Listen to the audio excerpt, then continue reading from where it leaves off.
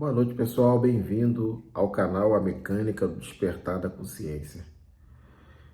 Antes de mais nada, se você ainda não é inscrito no canal, faça a sua inscrição, ative o sininho para receber mais informações sobre os novos vídeos. E também nós temos nosso clube de membros. Se você quiser estudar conosco, temos muitos assuntos. Temos assuntos que não dá para falar aqui no YouTube e a gente estuda, né, nas nossas lives de membros, e assuntos mais profundos, assuntos aqueles que a gente evita, né, de falar em público para poder não ferir a sensibilidade de ninguém, entendeu? Que aqui a nossa intenção não é essa. A intenção é trazer você à luz do raciocínio, do pensamento, começar a olhar para a sua realidade que você vive e entender a realidade que você vive, né? Que às vezes você fica tão perdido, né? Por tudo que está acontecendo, dificuldades, o mundo está de cabeça para baixo e você não sabe o que fazer. E não sabe nem para onde ir e não sabe por que está passando por aquelas situações. E hoje eu consigo te ajudar nesse aspecto, tá ok? Então, sem mais delongas, vamos de volta direto ao tema do nosso vídeo de hoje. Solta a vinheta.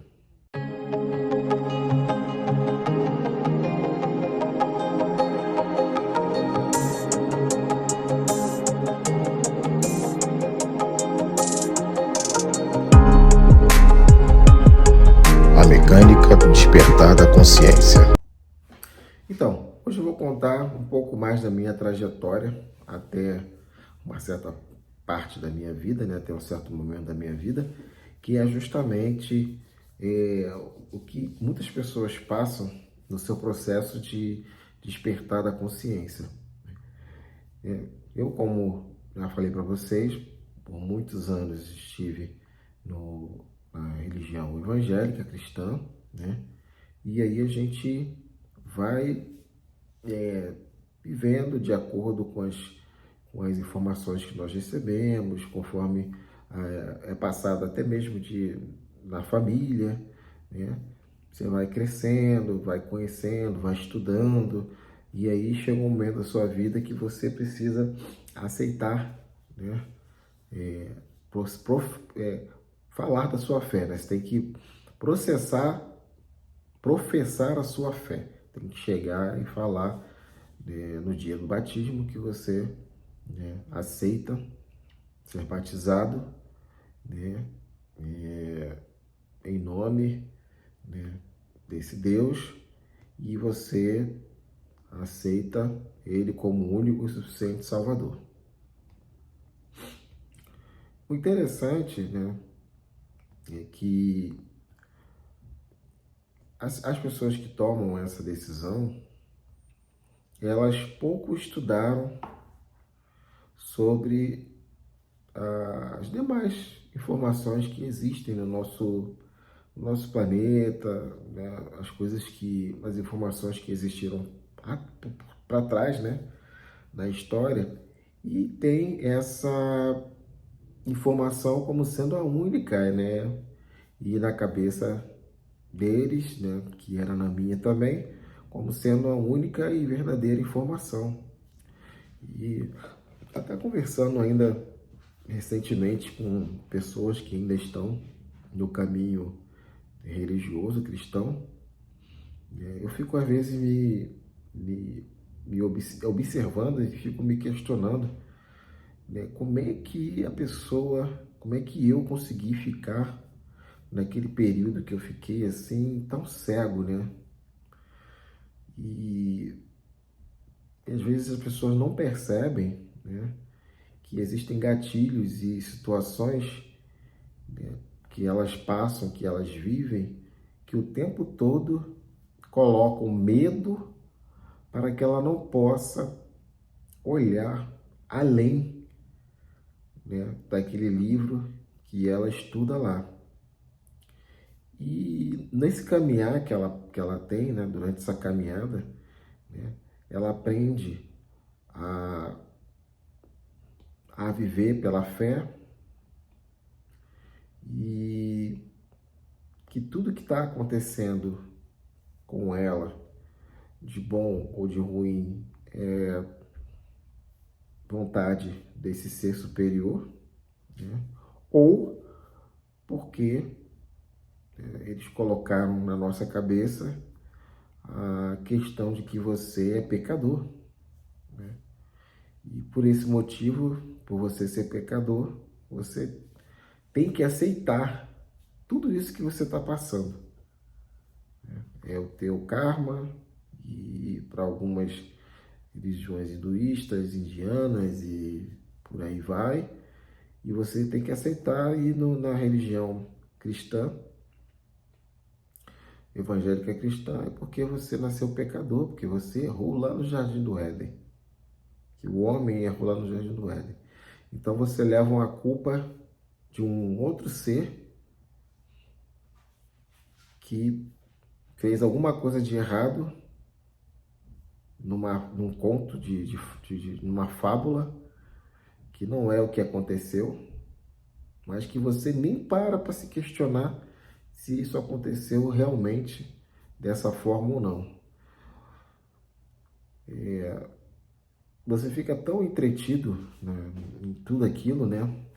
Porque às vezes você se sente bem, né, com toda essa situação, que você nunca questiona e nunca procura saber se tudo aquilo que aconteceu é verdade, se está de acordo com as leis, até mesmo as leis físicas, né? Tem coisas ali que é chamado de milagre, né, que aconteceram, e você nem se questiona por nada, você fica ali, né, entretido, e as pessoas que chegam para você, como chegavam para mim também, para tentar te conversar sobre algum outro assunto, sobre alguma outra informação, você bloqueia de cara, né? Você não quer nem saber, não quer ouvir, e essa pessoa, ela é pecadora, né? E já, segundo ao que a gente sabe, né, ela vai para o inferno, ela já está, vamos dizer assim,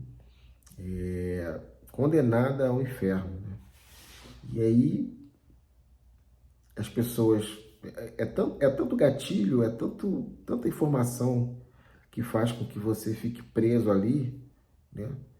É uma série de informações que te prendem o seu eu, prendem o seu corpo, a sua psique, prendem o seu modo de agir, te coloca num padrão, fecha você dentro de uma caixinha, e se você fizer qualquer fora daquilo ali, você está errando, você está pecando, e você se torna ou se acha a pior pessoa, né, do mundo. E você nunca para perceber por que, ou para questionar no caso, né, por que você, dentro de você, os seus impulsos sempre te levam a pecar?